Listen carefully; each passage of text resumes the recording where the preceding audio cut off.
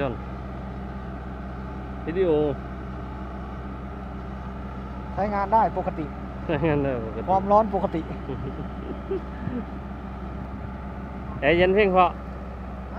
แอร์เย็นเพียงพอ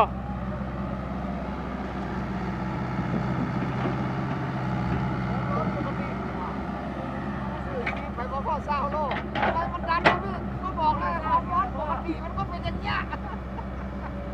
ปกติมันก็ดันอย่างนี้แหละปกติเนี่ยไหนว่าความร้อนปกติเด้ดันอย่างนี้เลยพี่ความร้อนปกติก็บอกแล้ว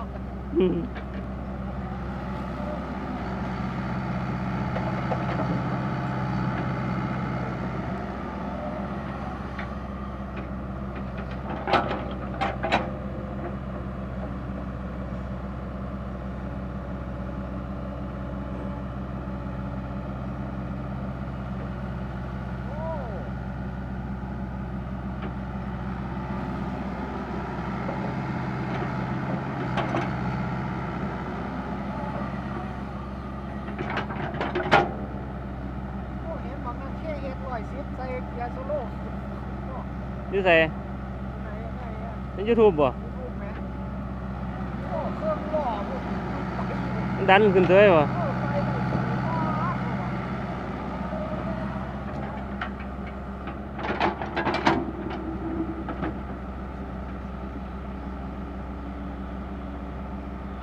นี่ก็ลง YouTube นี่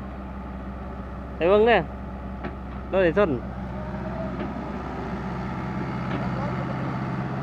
ความร้อนปกตินี่คือชาติจะเริ่มซับเหมือนก็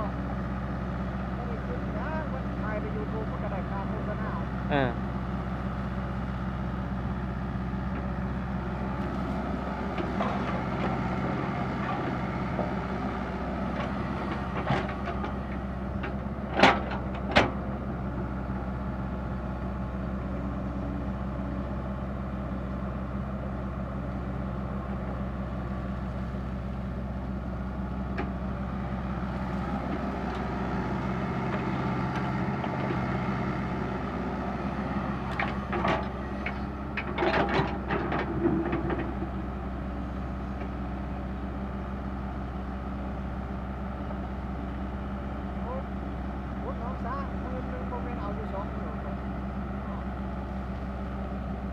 จะผสมค่าเงินหมื่น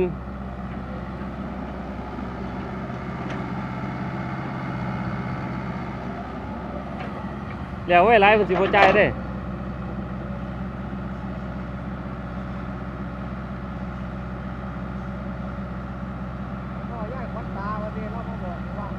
ที่ใส่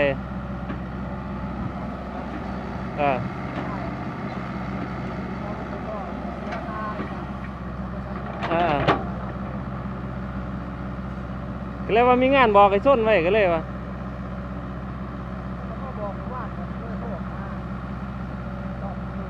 เอาว่านแล้วบอกว่า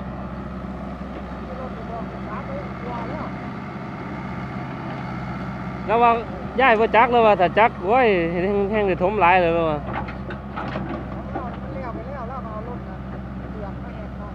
บ่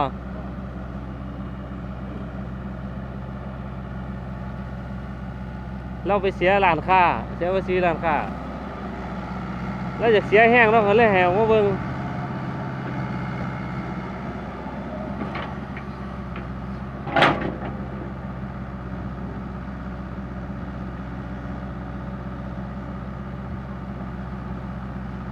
ก็เลยบอกแล้วว่ารถซุ่มไม่โค้คอยจกดินอยู่ใกล้ๆเฮือนเจ้าแล้วโอ้ยแล้วว่าโอ้ยย้ายบ่จักตัวว่าฮะไปต้นตัดหลังจังหน่อย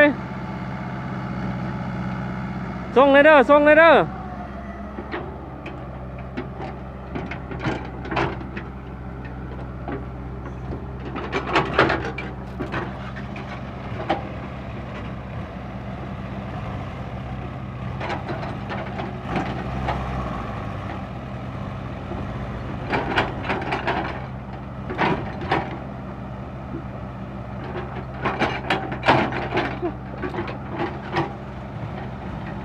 ซ่อนมาทางพี่มาทางพี่ถอยมาพี่ถอยมาเลยถอยมา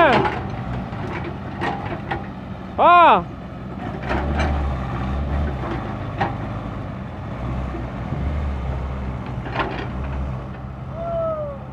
โอ้ยมาโหดจะดิ